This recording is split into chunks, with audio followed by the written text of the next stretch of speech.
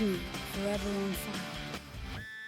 ಜನಾರ್ದನ ರೆಡ್ಡಿ ಬಳ್ಳಾರಿ ಪ್ರವೇಶಕ್ಕೆ supreme court green signal ಕೊಟ್ಟಿದೆ. 13 ವರ್ಷಗಳ ಬಳಿಕ ಬಳ್ಳಾರಿ ಜಿಲ್ಲೆಗೆ ಜನಾರ್ದನ ರೆಡ್ಡಿ ಎಂಟ್ರಿ. ಅಕ್ರಮ ಗಣಿಗಾರಿಕೆ ಪ್ರಕರಣದ ಆರೋಪದ ಮೇಲೆ ಬಳ್ಳಾರಿ ಜಿಲ್ಲೆಯಿಂದ ನಿರ್ಬಂಧ ವಿಧಿಸಲಾಗಿತ್ತು.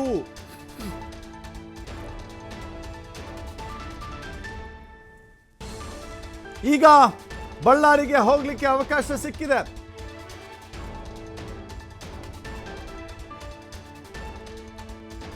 ಹದಿಮೂರು ವರ್ಷಗಳ ನಂತರ ಮಾಜಿ ಸಚಿವ ಹಾಲಿ ಶಾಸಕ ಜನಾರ್ದನ ರೆಡ್ಡಿ ಬಳ್ಳಾರಿಗೆ ಕಾಲಿಡ್ತಾ ಇದ್ದಾರೆ.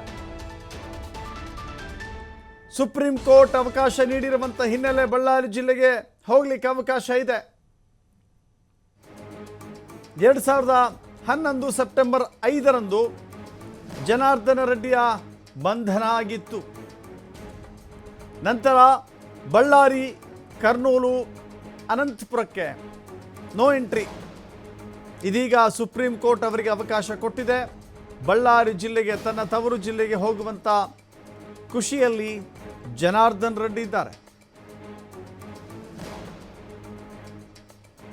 ಇದೇ ವಿಚಾರಕ್ಕೆ ಸಂಬಂಧಪಟ್ಟಂತೆ ನಮ್ಮ ಪ್ರತಿನಿಧಿ ರಾಕೇಶ್ ಜನಾರ್ದನ ರೆಡ್ಡಿ ಜೊತೆ ಮಾತನಾಡಿದ್ದಾರೆ. ಏನು ಮಾತುಕತೆ ನಡೆದಿದೆ ನೋಡೋಣ.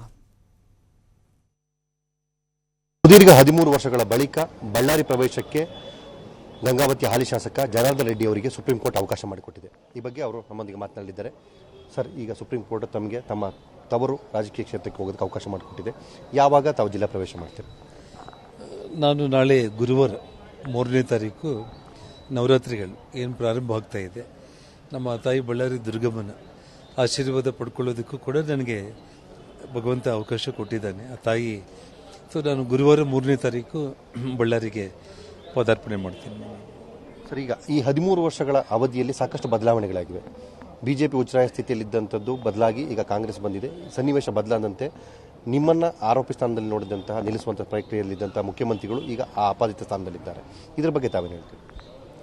ನಾನು ಒಂದೇ ಮಾತನ್ನು ಹೇಳಿದೆ, ನಾನು ಆ ಕರ್ಮಫಲ ಅಂತೇಳಿ ಅಷ್ಟೇ. ಎಲ್ಲರಿಗೂ ಹೇಳೋದು ಒಂದೇ ಮಾತು, ಸಿದ್ದರಾಮಯ್ಯ ಅವ್ರಿಗೆ ಮಾತ್ರ ಅಲ್ಲ, ಯಾವುದೇ ರಾಜಕಾರಣಿಗಳಾಗಿರ್ಬೋದು, ಅಧಿಕಾರಕ್ಕೋಸ್ಕರ, ಸ್ವಾರ್ಥಕ್ಕೋಸ್ಕರ ನಾವು ಯಾರೋ ಒಬ್ಬರನ್ನ ಟಾರ್ಗೆಟ್ ಮಾಡಿ, ಇಲ್ಲೇ ಸಲ್ಲದ ಆರೋಪಗಳನ್ನು ಮಾಡಿ ಅವರ ಜೀವನದ ಜೊತೆ ಆಟ ಆಡಿಕೊಂಡ್ರೆ ಆ ಭಗವಂತ ಕೂಡ ನಮ್ಮನ್ನು ಬಿಡಲ್ಲ, ಆ ಕರ್ಮ ನಮ್ಮನ್ನು ಬಿಡಲ್ಲ ಅನ್ನೋದಕ್ಕೆ ಇವತ್ತು ನಮ್ಮ ರಾಜ್ಯದಲ್ಲಿ ಆಗ್ತಾ ಇರುವಂಥ ಘಟನೆಗಳೇ ಸಾಕ್ಷಿ. ಬದಲಾದ ಸನ್ನಿವೇಶದಲ್ಲಿ ಬಿಜೆಪಿಯ ಪ್ರವರ್ಧಮಾನವಿದ್ದಂತಹ ಜಿಲ್ಲೆ ಈಗ ಕಾಂಗ್ರೆಸ್ನ ವಶವಾಗ್ತಾ ಇದೆ. ತಮಗೆ ಮರಳಿ ಎಂಟ್ರಿ ಸಿಗ್ತಾ ಇದೆ. ಈ ಸನ್ನಿವೇಶದಲ್ಲಿ ತಮ್ಮ ಜೊತೆಲಿದ್ದವರು ನಿಮ್ಮ ಸಪೋರ್ಟನ್ನು ಮಾಡ್ತಾರೆ, ಮತ್ತೆ ಬಿಜೆಪಿಯನ್ನು ನೆಲೆಗಾಣಿಸುವಂಥ ಪ್ರಯತ್ನವನ್ನು ಇಲ್ಲಿ ನೀವು ಮಾಡ್ತೀರಾ? ನೋಡಿ, ನಾನು ಸಂಪೂರ್ಣವಾಗಿ ಭಾರತೀಯ ಜನತಾ ಪಕ್ಷ ಹಿಂದೆ ಯಾವ ರೀತಿ ಅಖಂಡ ಬಳ್ಳಾರಿ ಜಿಲ್ಲೆಯಲ್ಲಿ 10ಕ್ಕೆ 10 ವಿಧಾನಸಭಾ ಕ್ಷೇತ್ರಗಳು ಪಾರ್ಲಿಮೆಂಟ್ ಸತತವಾಗಿ ಗೆದ್ಕೊಂಡು ಬಂದಿದೆ, ಆ ಒಂದು ದಿನಗಳು ಮತ್ತೆ ಬರ್ತವೆ. ಅಂದಿನ ಸನ್ನಿವೇಶದ ಜೊತೆಗೆ ನೆನಪಿಸ್ಕೊಳ್ಳೋದು ವಿಚಾರ ಏನು ಅಂದರೆ, ಅವತ್ತು ನಿಮ್ಮ ಜೊತೆ ಯಡಿಯೂರಪ್ಪನವರಿದ್ದರು, ಈಗ ಸನ್ನಿವೇಶ ಬದಲಾಗಿದೆ, ವಿಜೇಂದ್ರ ಅವರು ನಿಮ್ಮೊಂದಿಗಿದ್ದಾರೆ. ರಾಜ್ಯಾಧ್ಯಕ್ಷ ಸ್ಥಾನದಲ್ಲಿರುವಂಥ ಅವರ ಮುಂದೆ ಸಾಕಷ್ಟು ಸವಾಲುಗಳಿವೆ, ಒಂದಷ್ಟು ಬಣ ರಾಜಕಾರಣದ ಗುದ್ದಾಟ ಕೂಡ ಇದೆ. ನಿಮ್ಮ ಈ ರೀ ಎಂಟ್ರಿಯ ಸನ್ನಿವೇಶದಲ್ಲಿ ಇವೆಲ್ಲವನ್ನು ತಾವು ಹೇಗೆ ನಿಭಾಯಿಸ್ಕೊಂಡು ಹೋಗ್ತೀರಾ?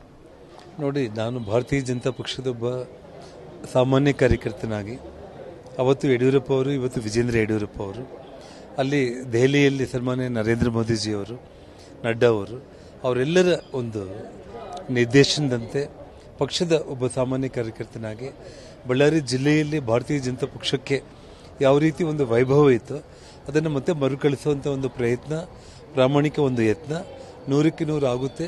ಸಂಪೂರ್ಣ ಬಳ್ಳಾರಿ ಜಿಲ್ಲೆ, ಅಖಂಡ ಬಳ್ಳಾರಿ ಜಿಲ್ಲೆ ಮತ್ತೆ ಭಾರತೀಯ ಜನತಾ ಪಕ್ಷದ ಪರವಾಗಿ ಆಗುತ್ತೆ. ಇದಿಷ್ಟು ಜನಾರ್ದನ ರೆಡ್ಡಿ ಅವರ ಮಾತು. ರಾಜಕೀಯವಾಗಿ ನನ್ನ ತುಳಿಯಲು ಉದ್ದೇಶಿಸಿದಂಥವರಿಗೆ ನಾನು ಜಿಲ್ಲಾ ಪ್ರವೇಶ ಮಾಡಿ ಅಲ್ಲಿ ಪಕ್ಷವನ್ನು ಮತ್ತೆ ಬಲಪಡಿಸುವ ಮುಖಾಂತರ ಉತ್ತರವನ್ನು ಕೊಡ್ತೇನೆ, ಆ ಮುಖಾಂತರ ರಾಜಕೀಯವಾಗಿ ನೆಲೆ ಕಂಡುಕೊಳ್ಳುವಂಥ ಪ್ರಯತ್ನವನ್ನು ಕೂಡ ಮಾಡ್ತೇನೆ ಅನ್ನುವಂಥ ಮಾತನ್ನು ಹೇಳಿದ್ದಾರೆ. ಕ್ಯಾಮರಾ ಪರ್ಸನ್ ಚಂದ್ರ ಜೊತೆ ರಾಕೇಶ್, TV5 ಬೆಂಗಳೂರು.